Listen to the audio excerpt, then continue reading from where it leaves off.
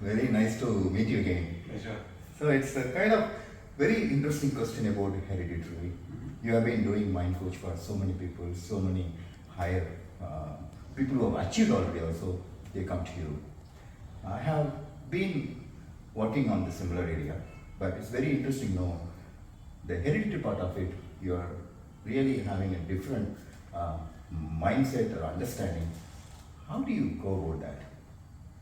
Okay, it's an interesting question, Saga, and many people have asked me about this because when I say I'm able to help people get out of ailments, in fact, I just enable them, right? So they work on their own internal thought pattern, which helps in expediting the healing. The body is a self-healing mechanism. Now, when I bring the thought pattern, what happens is everybody has a certain thought pattern, and for every ailment, there is an associated thought pattern, right? So first you need to understand what is that thought pattern, and how do you rewire the brain, change the thought pattern to expedite the healing. Right? Now, what happens is if you look at yourself or anybody else, right? We have a tendency to say, you know what, you're so much like your dad, you're so much like your mom.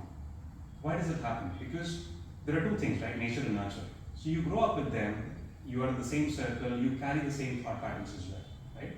And when you say hereditary, it only indicates that you have a higher probability of getting that ailment, right? It doesn't guarantee that you will get it. Correct. A lot of people actually take it as an excuse and say, you know what, my dad had it, and somewhere a sense of false pride saying that my dad had it, I'm also having it. Even whenever we go to a doctor place, they said, your father has diabetes? Yeah. Does he has blood pressure? Then they say, oh, yeah, obviously you'll get it. So that mindset even with the doctors. No, sir, I don't blame them. So whenever so Venkat, one thing I see that if a person goes to a doctor, so the doctor asks, okay, does your family has diabetes? Then if the person says, yes, my father has it, then that's it. They say, yeah, there is a possibility. Yes. Which is true, right? Because if your parents have some of these things are genetic, so they say if they have it, you have a higher chance of getting it, higher probability of getting it.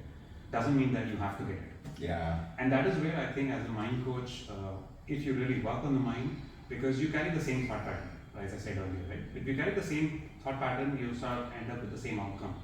Are you able to really change the thought pattern, rewire your brain, and that reduces the probability or even elimination of that particular ailment, right? So it is possible in my view. I've seen that in so many cases, but the most important thing is, are you ready for it? Yeah. So How badly do you want to get out of it?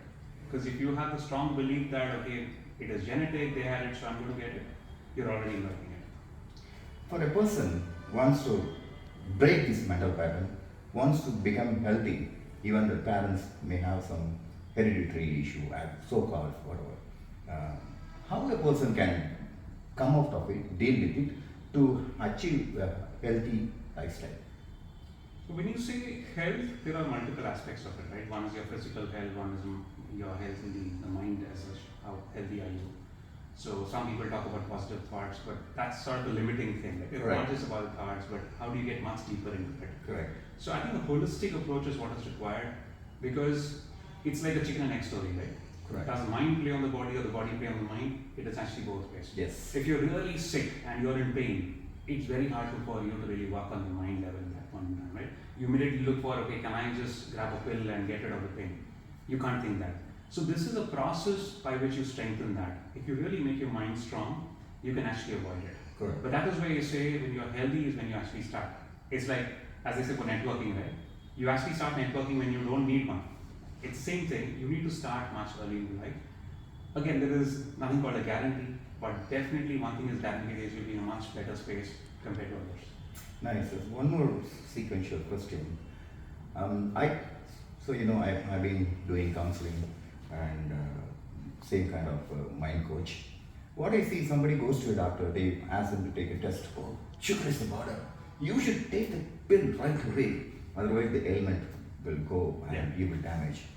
What is your suggestion on that? See, what they're doing is based on what they have studied, right? And it is definitely required. If I have a HbA1c which is about 10, right, I can't just say I'm going to work on it, nothing will take a pill.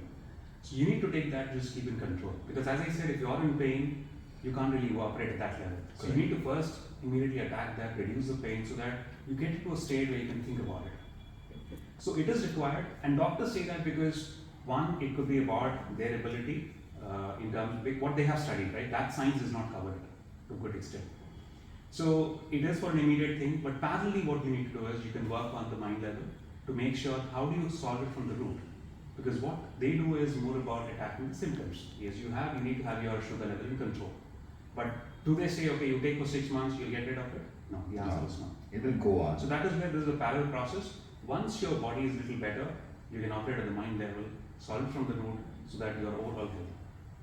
Nice. And I know you are scientifically, you study a lot. Based on that, it's not both combination is very rarely so integrated approach. Do you have anything for the our viewers like, okay, this is really evident, and you don't have to say any personal person's thing, but something you experience in your life, you changed the person's life. If it's something general you want to share, that will be much easier for a viewer to correlate or connect with that. Okay, first of all, I didn't know that you're going to post it somewhere. I thought it's just going to Oh, no. Anyway, so it is a very broad question that you've asked. It's very difficult to really see where to start right away.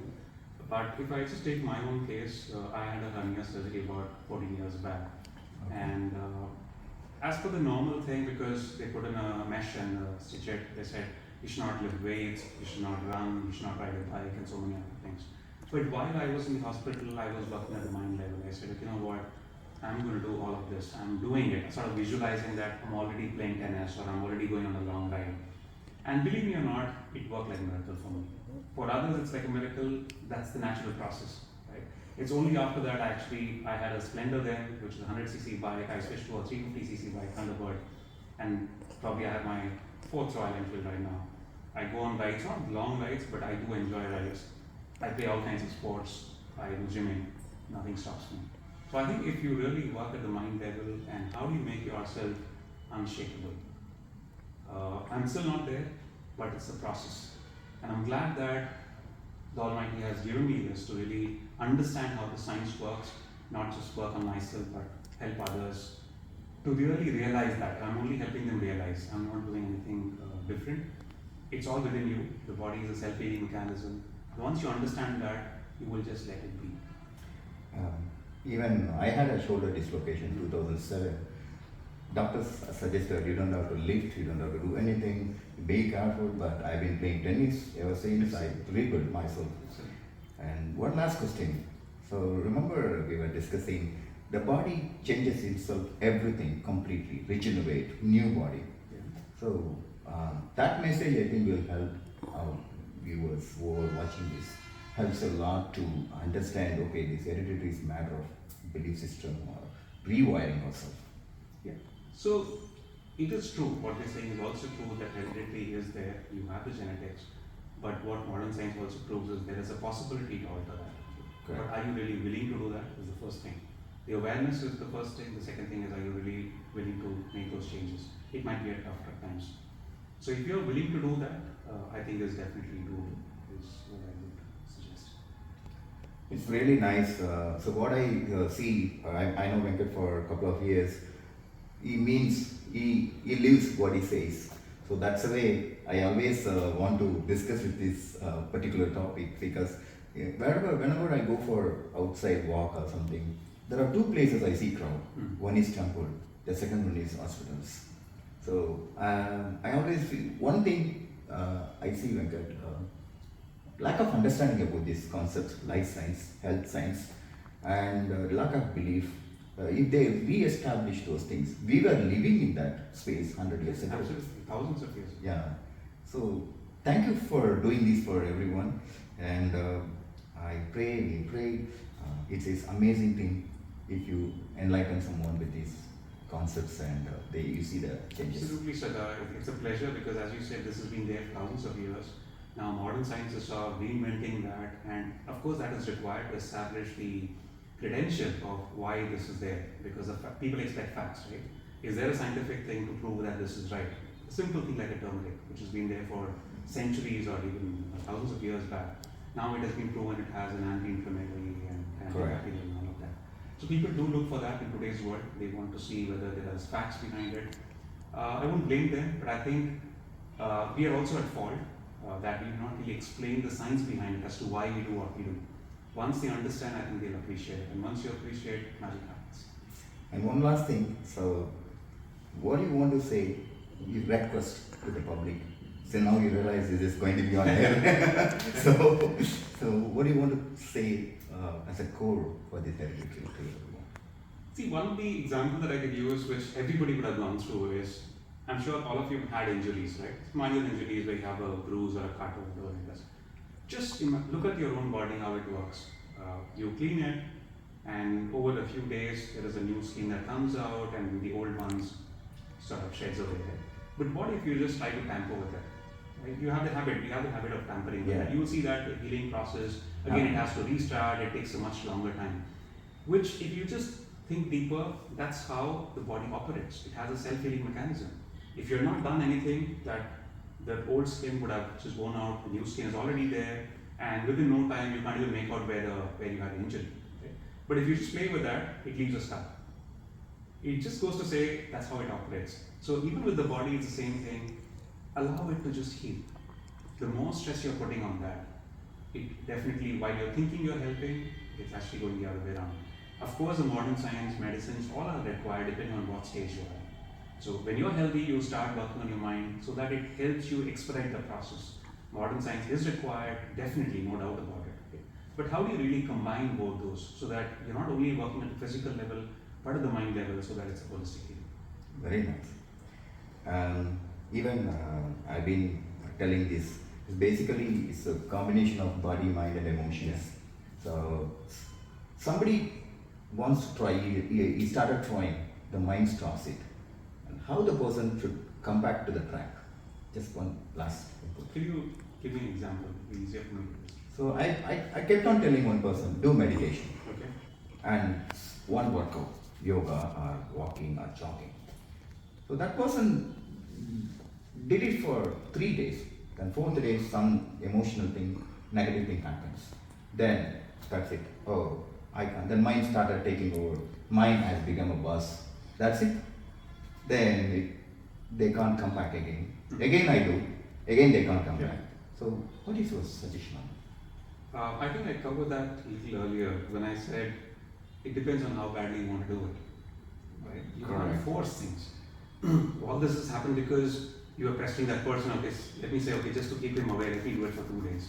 But was he really involved into it is a question. Did he really want to do it? That's one point. The other aspect of looking at it is, when you say meditation, that is just one form, right? Or one activity that you do. But does the person realize how does it impact him or her? Because it's all about why. Why should I do it? Correct. If I tell you, okay, you work 8 hours a day or 9 hours a day, you might think, okay, why should I do it? But if I tell you, depending on what your interest is, for example, if for you money is important, if I say I'm going to pay you $1 million, you might probably put in 10 hours. Or if I say, suppose you like cars, you say, okay, you do it for a month, you're going to BMW. You're all Joe stuff. So we need to look at what excites that individual and narrate in that way. At the end of the day, it's all within that individual. Because the only thing that you have control is on yourself. Very nice. The others you can influence. I always believe by my own transformation, I can transform people around me. But if my focus is only on transforming others or changing others, most often you will just be disappointed. Yeah, I can relate one because when I started seeing the practical benefits or experientially, then we will never leave it. With that note, Venkat is Venkat is a living example, and I'm also a living example. And it's really nice to know that the real perspective or the experientially conversation with Venkat. And we will again come back with one more nice, beautiful topic, and hope this will definitely transform your life. With that note, we will again see you guys next time. Thank you. Thank you so much, Saha. Thanks for the session.